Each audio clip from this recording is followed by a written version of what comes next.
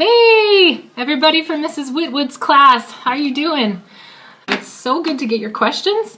As you can see, I am all dressed up. I've just been in a concert. I'm waiting till the curtain call. I just sang a role, Queen Elizabeth, in this opera, Maria Stuarda, Mary Stuart, Queen of Scots, if you guys know that story. And my part is done, and now you can hear in the background a little bit Mary Stuart singing before she dies. I have just sentenced her to death. She sings a lot before she dies and it's beautiful. So I have your questions here. I'm going to answer them really quick. Jacob and Gavin said, have you ever sung at the Sydney Opera House? No, but I would love to. I would love to go to Australia. That would be super cool. Dallin, Bailey, and Jacob asked, where was your favorite place to sing?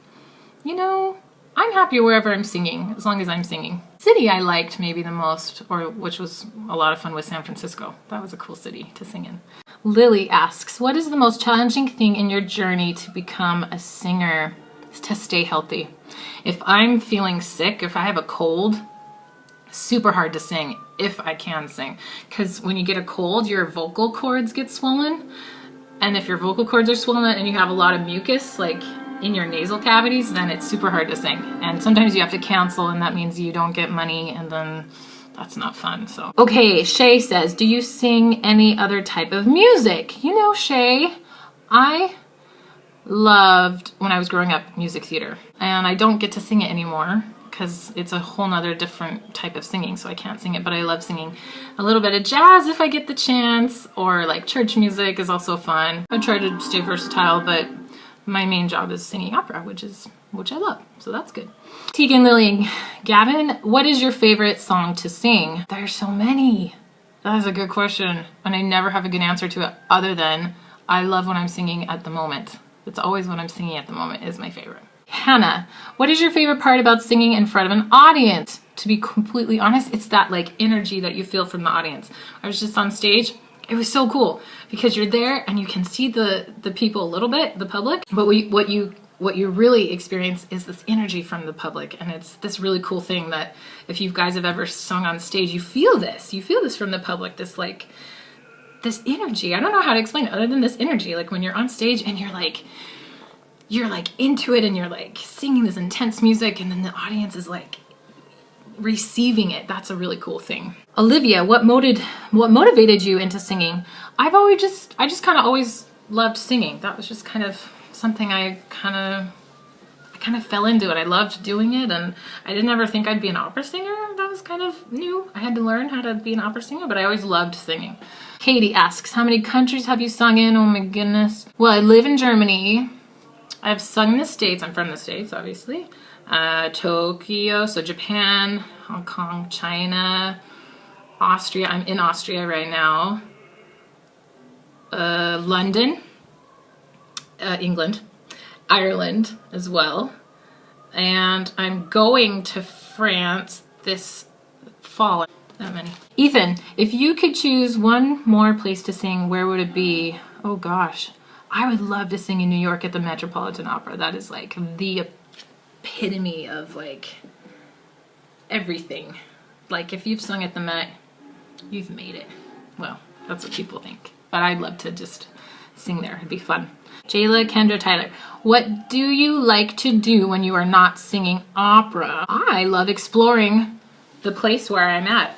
Because I'm always traveling, so I'm not at home. My home is in Munich, but now I'm in Klagenfurt, Austria, and it's super beautiful here. So I love going on walks, taking lots of pictures, and kind of documenting how beautiful this place is, and meeting the people, and enjoying the community and the food. Really good food too.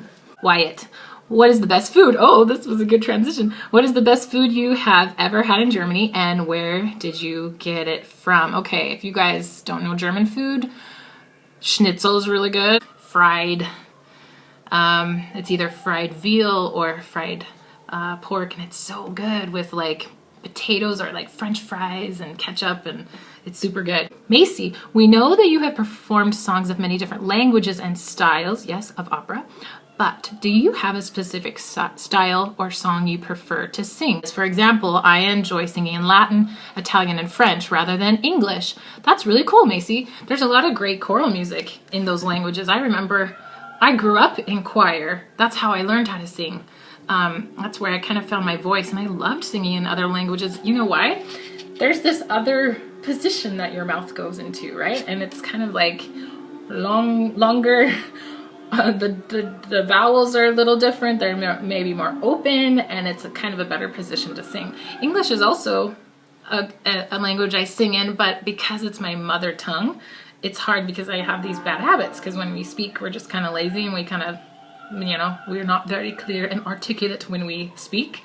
So it's always nice to sing in a foreign language, because you can really, you have to learn how to enunciate very well, and that kind of like disciplines your voice to get into the right place, and it's sometimes easier to sing in another language than in your own language. Zach, is there a McDonald's in Germany? Yes, there is, Zach. There are lots of McDonald's in everywhere, in the whole world. Wherever I've gone to sing, there's always been a McDonald's. Michaelin, how did you learn what opera was, and what did you first think about it when you were introduced to it?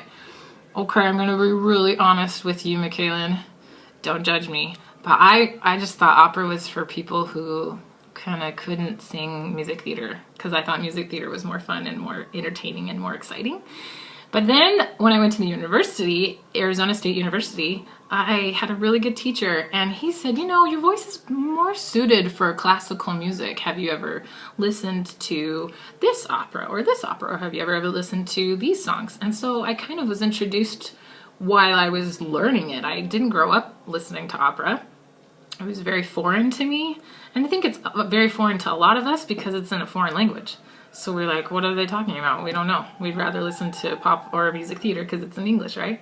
But once you get the overall meaning of the song, it can be quite beautiful. There's so much beautiful music in foreign languages, and all we need to know is what the meaning is. But we don't really need to know what every single word means, what they're singing, because the best part about music is it's the feeling behind it. And you can totally identify when there's a happy song being sung and when there's a sad song being sung. It's a universal language, music, and that's what I love about it. What's your favorite on-Broadway or off-Broadway show musical, if you have seen any? You know what? I'm a sucker for Les Mis. I love Les Mis. I saw it at Gamage a long time ago. When I was in London, like last fall, I saw Willy Wonka. That was kind of just fun. But I mean, anything, I just love the classics. Les Mis, Phantom of the Opera. I also love Jason Robert Brown. I love Wicked. I mean, anything that's fun and entertaining is really nice. What would be your job if you weren't an opera singer? That is a good question. I've asked myself that question a lot. And when I was in school, I even tried to think, like, what would I do if I wasn't doing opera? Because I was thinking opera wasn't very, like, a legitimate job. It doesn't seem like you can make money singing opera in the States. I just didn't know. I didn't know here in Europe there's so many more opportunities for classical singers to make a living, actually. So I didn't know. I tried to go elsewhere. I tried to decide something else, but I always came back to singing because that's what I was the best at. So I'm grateful that I'm doing what I love to do. Logan, how many languages can you sing in? Okay, well, I can sing in German, French, Italian, English, Spanish, Czech, Russian, and I'm learning a song in Armenian right now. So this many. That's my job, is to learn how to sing in other languages. So I don't really speak all those languages, but I can recognize what the words mean because I translate them, and I work on the enunciation. Marissa, how old were you when you got the opportunity to go to Germany? I was 25. Samantha, besides language, what are the main differences between America and Germany? Oh my goodness. So many. In another country, it's not just the language that's different, but the culture. The culture belongs to the language. And so the people are very different, although they actually, you know, the biggest shock was they looked not so different than Americans, other than maybe some extreme styles of clothing. And I don't know if you guys know of dirndls and dandels and lederhosen and, you know, the pretzels and the Oktoberfest kind of like oompa oompa music. That's a very German thing, very Austrian and German thing. So that's a huge difference. But mostly I was so taken by when I first came to Germany how people are just the same everywhere in the world, actually. And that was really cool for me to experience.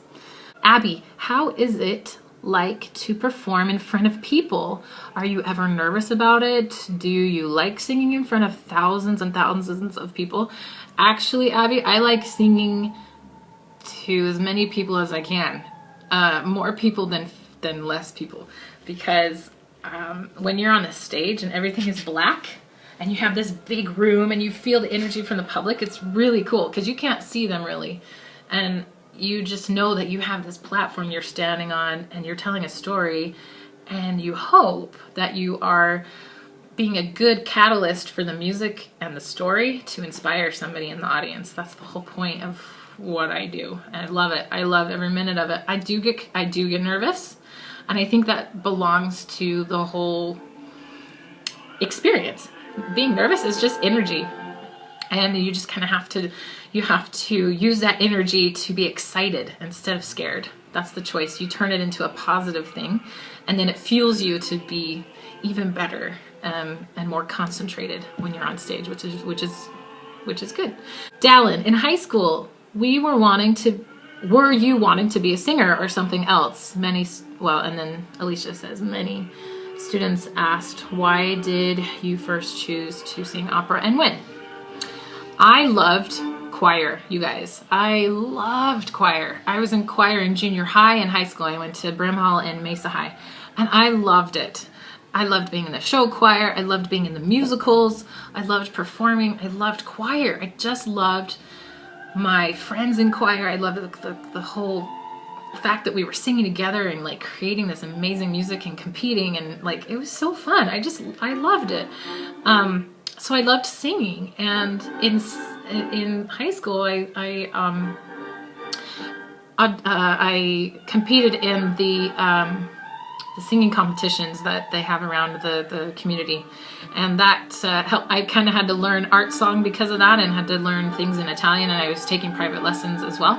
And then I went into, I got a place into Arizona State University, and then I learned how to do opera, and that was really cool, and like sing well and sing classically. And so I didn't really know until I kind of fell into it, because I loved choir, I loved singing, and people always told me, oh, you have a good voice, you have a talent, you should go with that. So that's what happened. Carly, can you sing a song for us, please? I can sing a little excerpt from what I just sang. Okay, let me get my pitch from my little piano on my iPhone. Here we go. Okay, so this is Queen Elizabeth, me, and she is addressing her court and saying, yes, I'm the queen, and the King of France wants to marry me. And she's kind of just telling people where she stands. So, Se vuol di Francia e regge, col mio cor longo trono,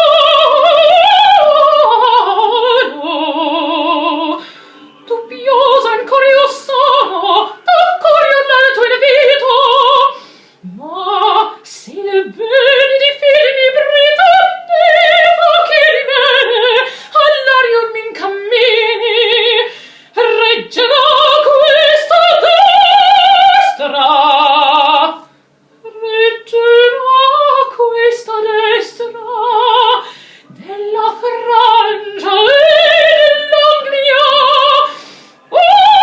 ambo le stari. There you go. You can tell by that song, you don't need to know what I'm saying. She's very strong as a character, and she's telling people she is ruling England and will marry France. And she has a little bit of doubts, but she has to do it for the kingdom. Anyway, that in short is my answers for you guys, and you have a very good teacher, and I'm so glad that she asked me to make this video, and I hope you guys keep singing and really cultivate a love for music in your community. No matter if you do it as a profession, keep loving music and sharing the light that each one of you have through the music that you're singing. That's what I would ask you to do. Okay, take care everybody. Thanks again. Bye.